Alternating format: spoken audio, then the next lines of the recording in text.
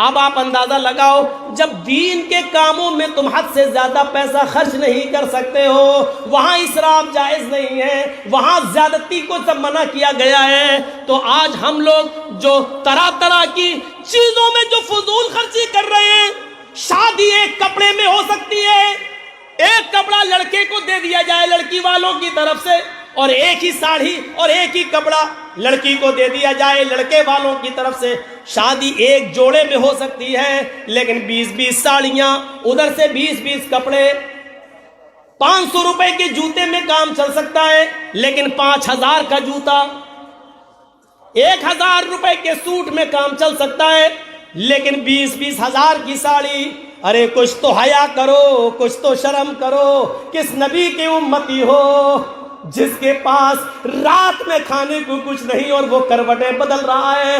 उसकी उम्मती शादियां कर रही है और कर रहे हैं, एक एक साड़ी पर 20-20 हजार, 15-15 हजार, 10-10 हजार रुपए का खर्च किया जा रहा है। कम से कम इन फजूल खर्चियों से बचो। जब जायज कामों में, दीन के कामों में, गरीबों और मिस्कीनों में भी एक लिमिट से ज्यादा खर्च नहीं कर सकते, तो इन फजूल खर्चियों में तुम्हें करने की इजाजत किसने दे दी है? मेरे भाइयों, तसव्वुर करो, समाज के चौधरियों, समाज के जिम्मेदारों, तुमसे हिसाब किताब होगा। अगर समाज में कोई आदमी अपनी लड़की को, अपनी बीवी को 3 तलाक दे दे तो आप उसका सोशल बाइकाट करते हैं, आप उसको समाज में जीने नहीं देते हैं, आप उससे कतई ताल्लुक कर लेते हैं। जब समाज में आपने ये दस्तूर बनाया है, तो आपके समाज में ये दस्तूर कैसे कायम है कि 15,000 की साड़ी दी जाए, 20,000 की साड़ी दी जाए, 200-300 आदमी बारात में आए? अगर एक दस्तूर वो बना सकते हो, तो दूसरा दस्तूर तुम्हारे सामने कैसे चलता है? आए समाज के ठेकेदारों, कयामत के दिन तुम भी पकड़े जाओगे। अल्लाह की कसम, तुमसे भी इसका हिसाब किताब होगा। मौलाना जर्जीस ने अपनी बीवी को एक तलाक दे दी, 1 महीने बाद, 2 महीने बाद फिर दे दी, 2-3 महीने बाद फिर दे दी। अब समाज कहता नहीं रहने देंगे इन दोनों को, लड़की को अलग कर दो, बीवी को अलग कर दो, साहब इनसे बाइकाट, शादी ब्याह मौत मिट्टी सब खत्म। अगर समाज ये कानून बना सकता है, तो समाज ये कानून क्यों नहीं बनाता है कि 200 आदमी बारात में क्यों आएंगे? नहीं, जो आदमी अपनी लड़की की शादी में 200 आदमी बाराती बुलाएगा, उस लड़की के बाप को भी बाइकाट किया जाएगा। जो लड़का अपनी शादी में 200 आदमी की बारात लेके जाएगा, हम उस लड़के का भी बाइकाट करेंगे। जो आदमी 10,000 की साड़ी अपनी होने वाली बीवी को देगा, हम उसका भी बाइकाट करेंगे। ये दस्तूर क्यों नहीं बनता? समाज के अंदर ये कानून क्यों नहीं बनता? अगर वो बना सकते हो तो ये क्यों नहीं बना सकते? मौलाना बड़ी मुसीबतें खड़ी कर रहे हैं हमारे लिए, बुलाएंगे तो होगा। अच्छा, अब देखिए भैया, जल्दी जल्दी अब एक और मसला सुन लो। हाँ, और इस मसले को हमारे मर्दों से ज़्यादा हमारी जो लेडीज़ आई हैं, ख्वातीन औरतें, ये सुने। अब जो मसला मैं बताने जा रहा हूँ वो सुनिए, फजूल खर्ची से ही ताल्लुक़ रखता है, और इसके बाद फिर हम टर्न लेंगे दूसरी तरफ। वअलल मौलूदि लहू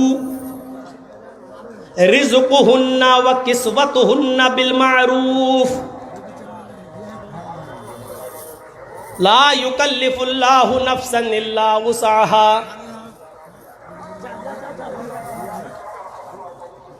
इधर देखिएगा,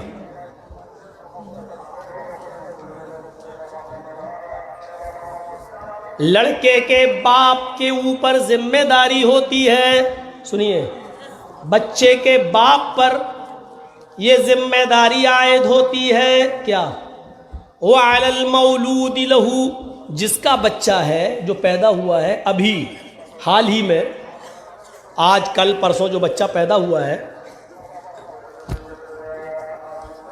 वअलल मौलूदि लहू रिज़्क़ुहुन्ना व किस्वतुहुन्ना, उस बच्चे का रिस्क, खाना पीना, और उस बच्चे का कपड़ा मौलूद लहू पर, यानी बच्चे के बाप के ऊपर आयद होता है। सुन रहे हैं? लेकिन कैसे? बिल मारूफ, दस्तूर के मुताबिक, यही हमें बताना है दस्तूर के मुताबिक। ये क्या है? बताने का मकसद ये है, अगर किसी शख्स ने अपनी बीवी को तलाक दे दी, तलाक पड़ गई, तलाक हो गई, और 3 महीने गुजर गए, बच्चा आज पैदा हुआ, और शौहर ने बच्चे की पैदाइश के बाद अपनी बीवी को तलाक दे दी, फिर दूसरे महीने में दूसरी तलाक दे दी, फिर तीसरे महीने में तीसरी तलाक दे दी, अब तलाक पड़ गई। औरत तीसरी तलाक के बाद अपने शौहर पर हराम हो गई,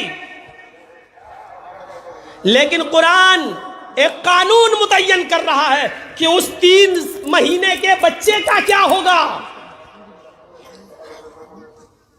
उस बच्चे के लिए उसके पालन पोषण का जिम्मेदार कौन होगा?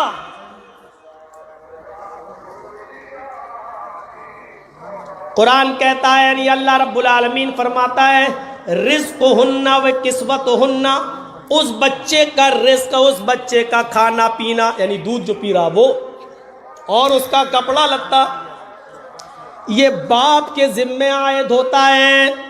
और सुनिए, जब तक मां अपने बच्चे को दूध पिलाएगी तो शौहर को उसके दूध पिलाने की उजरत देना पड़ेगी।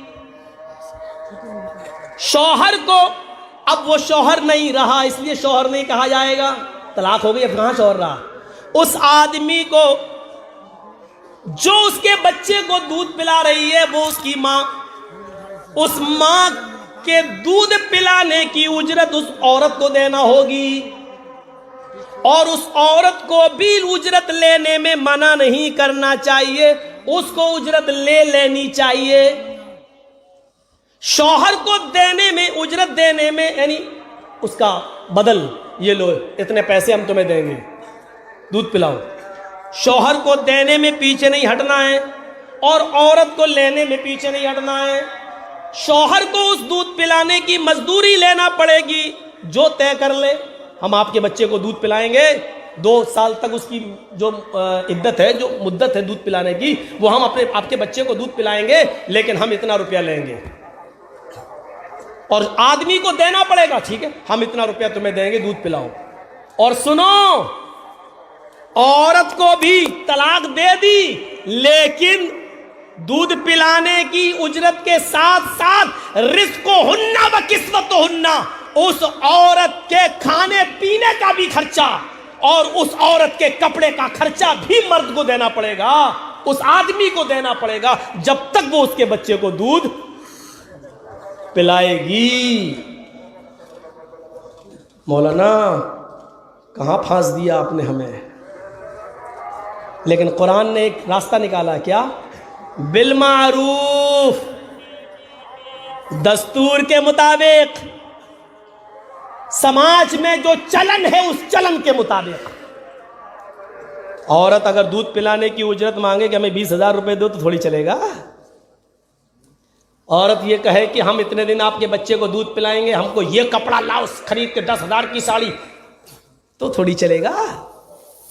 कुरान ने ये कह दिया बिल मारूफ, दस्तूर के मुताबिक। अगर समाज के अंदर 200 और 250 रुपए की साड़ी पहनी जाती है तो 200 और 250 रुपए की साड़ी पहनाई जाएगी। समाज के अंदर अगर दाल भात खाने का रवाज है तो औरत मुर्ग मुसल्लम नहीं मांगेगी, दाल चावल ही खिलाया जाएगा।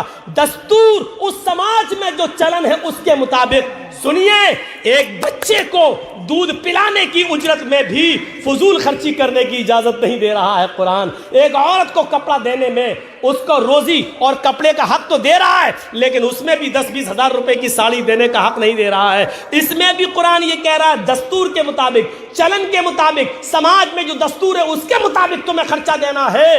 ये बता रहा है कुरान का ये फैसला, अल्लाह का ये जजमेंट कि फजूल खर्ची से यहां पर भी रोका गया है। जो कि आपके बच्चे को दूध पिला रही है, आप इसके बावजूद फजूल खर्ची नहीं कर सकते हैं। 5,000 की जगह 50,000 लेगी, 500 रुपए की साड़ी की जगह 5,000 की साड़ी लेगी। जब आप बच्चे को दूध पिलाने वाली औरत को भी दस्तूर से और समाज के तौर तरीके से अलग हटकर फजूल खर्ची करके ज्यादा नहीं दे सकते हो, तो बारातियों पर कैसे लुटा सकते हो, समाज में और बुराइयों पर कैसे लुटा सकते हो। मेरे भाइयों, ये थोड़ी सी अकल से सोचने वाली बात है। थोड़ी सी अगर हम अकल दौड़ा लें।